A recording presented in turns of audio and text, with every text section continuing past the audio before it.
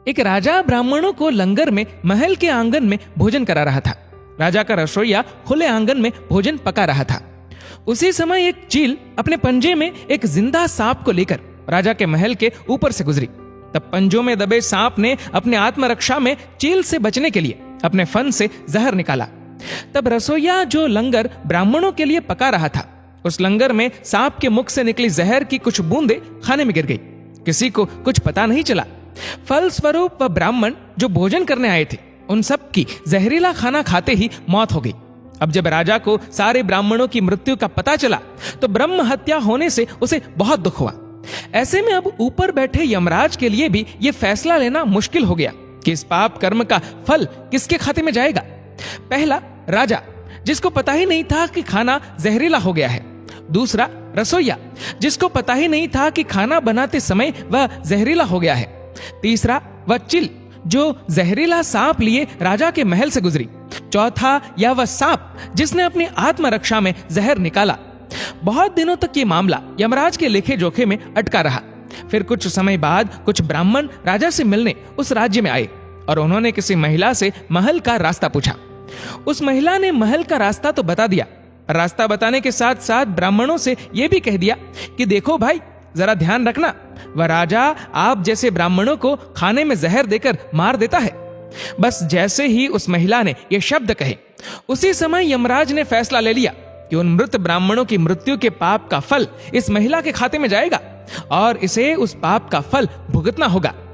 यमराज के दूतों ने पूछा, प्रभु ऐसा क्यों, जबकि उन मृत ब्राह्मणों की हत्या में उस महिला की कोई भूमिका भी नहीं थी। तब यमराज ने कहा कि भाई देखो, जब कोई व्यक्ति पाप करता है तब उसे बड़ा आनंद मिलता है, पर उन मृत ब्राह्मणों की हत्या से ना तो राजा को आनंद मिला, ना ही उस रसोइये को आनंद मिला, ना ही उस सांप को आनंद मिला और ना ही उस चील को आनंद मिला।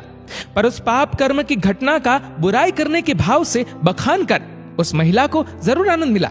इसलिए राजा के उस अनजाने पाप कर्म का फल अब इस महिला के खाते में जाएगा। बस इसी घटना के तहत आज तक जब भी कोई व्यक्ति जब किसी दूसरे के पाप कर्म का बखान बुरे भाव से करता है, तब उस व्यक्ति के पापों का हिस्सा उस बुराई करने वाले के खाते में भी डाल दिया जाता है। अक्सर हम जीवन में सोचते हैं कि हमने जीवन में ऐसा कोई पाप नहीं किया, फिर भी हमारे जीवन में इतना कष्ट क्यों आया।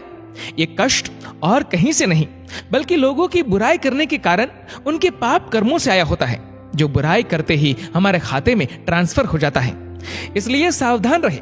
जिस प्रकार सड़क पर चलते समय हम इस बात का ध्यान रखते हैं कि कोई हमसे ही नहीं, हम भी किसी से टकरा न जाए, ऐसे ही किसी के भी प्रति नकारात्मक भाव रूपी इस प्रज्ञापराध से हमें स्वयं को निरंतर बचाते हुए ही अपना जीवन व्यतीत करने की आदत डाल लेनी चाहिए। क्योंकि हमारे शब्द, हमारे कार्य, हमारी भावनाएं, ये विचार ही हमारे कर्म है। इसलिए इन कर्मों से डरे। ईश्वर तो माफ कर सकते हैं, पर कर्म नहीं।